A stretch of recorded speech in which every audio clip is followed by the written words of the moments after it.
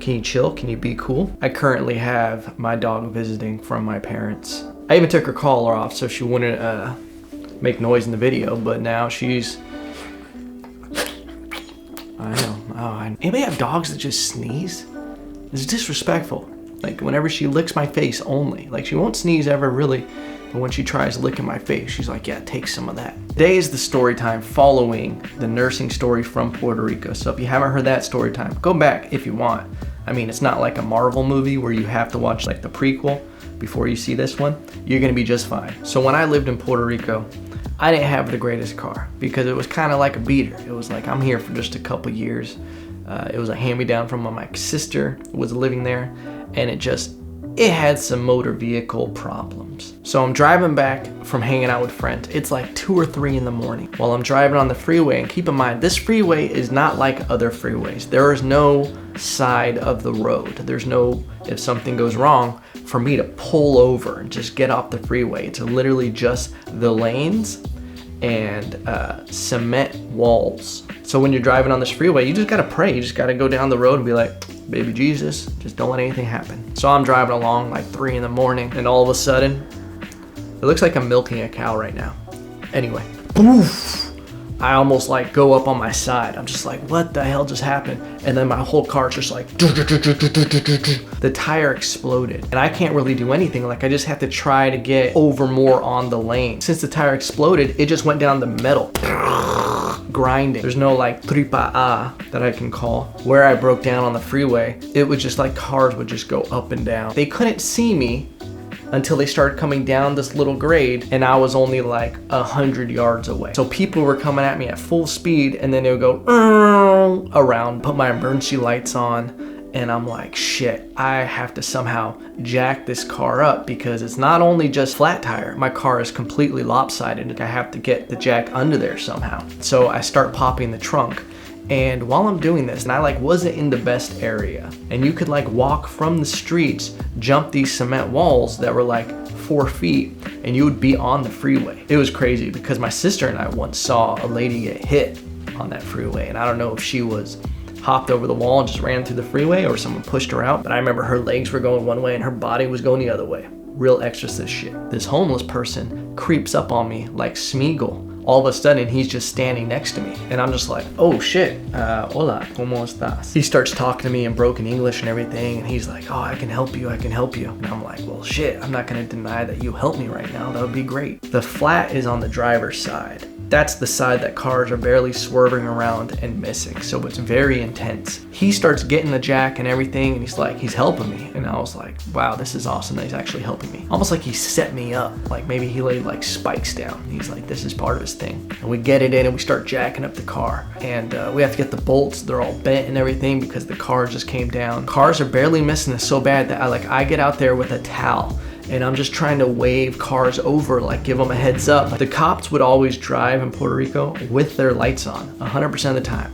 That's how bad the crime was. They were just always ready. Over the hill, like, oh shit, I see blue lights. Thank God, a cop is gonna come pull up behind us or help us, and this will be great. The cop is driving by. I make eye contact with them, and I'm like this. They look at me, look at the situation, and just keep driving. And I was like, so this is what it is. So you have forsaken me. Okay. So I go back to just trying to keep people from hitting us. I'm literally being like a matador with some of these cars because they're getting so close, and I'm like, whoa, like the homeless man. I'm just gonna call him Jedidiah.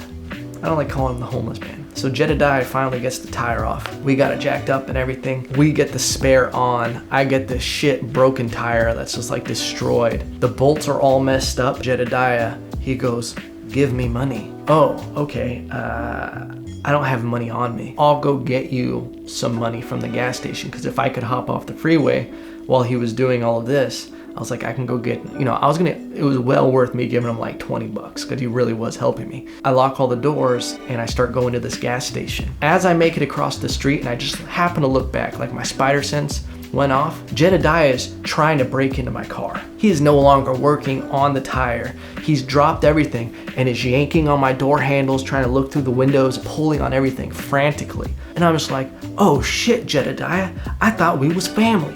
We were going through this together. I sprint back and I'm like, hey, and I'm running back. And this was when I was competing in boxing. So I was like, I'm gonna pepper Jedidiah with this jab. I'm not really worried about it. I get back to him and Jedidiah panics. He goes, what are you doing? He's like, I needed to get in there. And I was just like, why?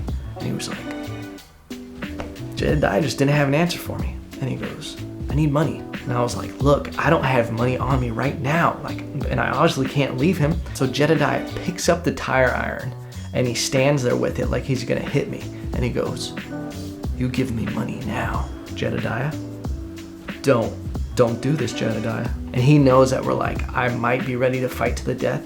So he knows he has to be slick about it. He takes the tire out and he goes, it's okay. And he starts giving me this really creepy smile and he kneels back down and he's pretending that he's working on the tire. He doesn't even have it on the bolts anymore. And he's just turning it like this while he's staring at me. You ever seen your dog when there's like food on the coffee table and you can see them like kind of turning towards it and they're like smelling it and you're like, don't. No. I did that to Jedidiah because he's looking at me and he's getting closer and I can tell him that he's like getting ready to try to do something. Jedidiah, don't do this. And he just keeps going, it's okay. It's okay. And he's just turning it, but he's not turning it on anything. It's creeping me out. So I wait and I time. When he goes to turn it towards me, I lunge for it.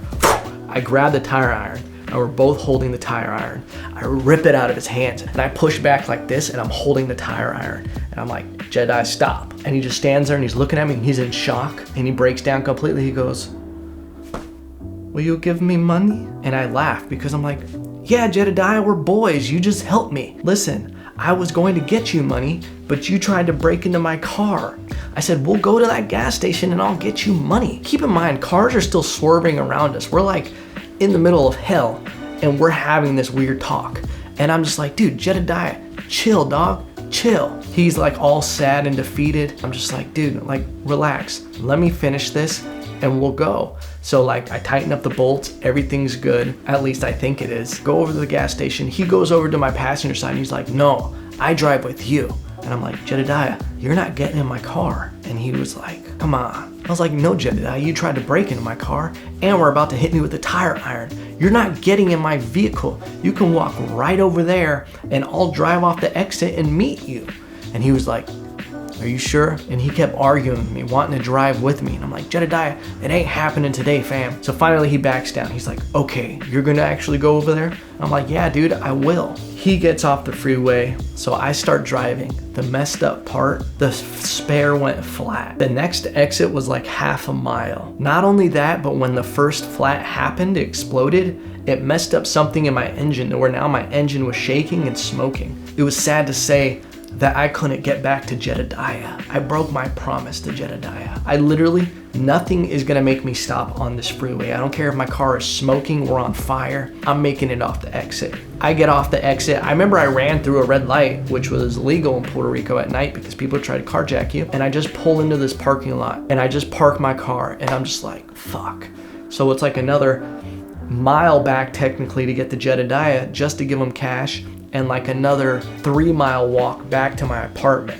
So I'm like, I can't make it back to Jedidiah tonight. So I had to hoof it all the way home. It's like almost 4:35 at this point. I make it back to my place. Lucky for me, there was a mechanic shop next to the grocery store. So the next day, I walked all the way back. I went to the mechanic shop. They told me, yeah, just go get your tire. So I jack up my car in the parking lot. I bring it over to the mechanic shop. As I think the battle is over, I'm wheeling both my tires, my spare and my regular tire, back to my car. As I'm getting up to my car, I'm like across the parking lot from it. I see it, I'm like, we're home free. An old lady, a little abuelita, she backs out of her spot across from mine, and I see it happening in slow motion, backs into my car, knocks my car off the jack, and then drives away while smiling at me. Like she didn't even know she did it. And I didn't even yell at her. I didn't even say anything. I just went like this. I can't make this shit up. I had to go back to the mechanic shop. They had to bring like their industrial jack and just like raised my car up. They helped me put the tire back on.